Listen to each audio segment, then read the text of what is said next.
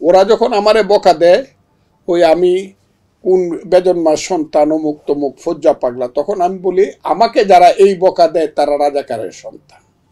কারণ রাজাকারের সন্তান ছাড়া আমাকে বকা দেওয়ার, আমার বাড়ি নাই, ঘর নাই, টাকা নাই, পয়সা নাই, জীবনে দুর্নীতি করি নাই, একটা মানুষকে জীবনে চর দেই নাই। আমি মুক্তিযুদ্ধ করছি যখন আমার যৌবন ছিল, এরপরে 54 বছর চলে গেছে। Fazlur Rahman is Fazlur Rahman in Bangla, is a model.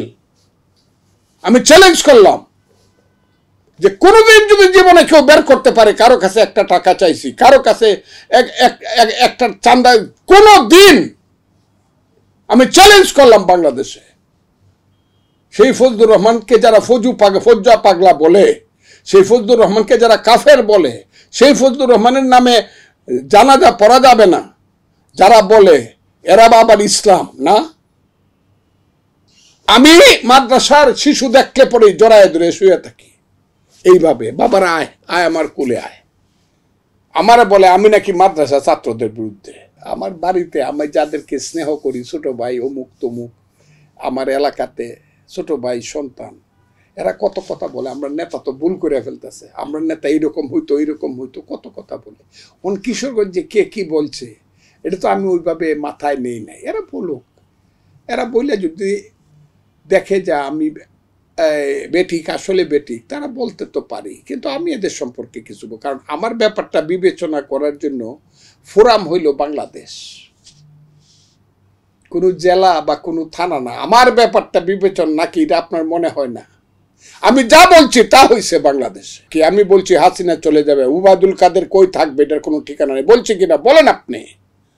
আমি বলছি, আমি ফজলুর রহমান বলছি 24 ঘন্টার মধ্যে শেখ হাসিনা চলে যাবে। আমি যা বলছি বাংলাদেশে তাই হয়েছে। আমি বলছি বিএনপির সবচেয়ে বড় প্রতিদ্বন্দ্বী বলবো না, আমি শত্রু হয়ে দাঁড়াবে আলবদর রাজাকাররা। তখন বিএনপির লোকেরা আমাকে বলছে হ্যাঁ উনি আমাদের বন্ধুদের সাথে গন্ডগোল লাগাইতেছে। এখন বন্ধুদের বিরুদ্ধে স্লোগান কি আমি দেওয়াই না, তারা দেয়। খালি হাসা হাসা কইলে হইব। জামাত কোনোদিন আপনাকে, আপনি যতদিন আছেন, যদি আপনার শক্তি বুঝে জামাত, তখন আপনাকে একটু পিঠে হাত দিবে, কিন্তু ছুরিটা তার হাতে গোপনে থাইকে যাবে আস্তিনের ভিতরে। এটা মনে রাখতে হবে। ন্যাশনালিস্টরা কোনোদিন সাম্প্রদায়িক শক্তির বন্ধু না।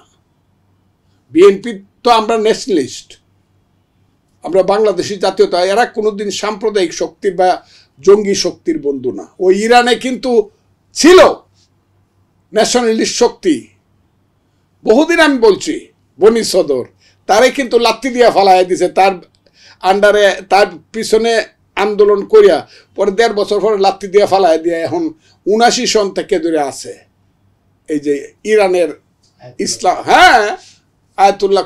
কাজে এটা বিএনপি যত দ্রুত বুঝবে ততই ভালো। আর বিএনপি যদি না বুঝে, তারা যদি সিদ্ধান্ত নেয়, আমি তাদের সিদ্ধান্ত মানবো। আর যদি সিদ্ধান্ত না মানতে পারি তাহলে চুপ করে থাকবো বুবার মতো, কিন্তু মনে মনে কষ্ট পাবো।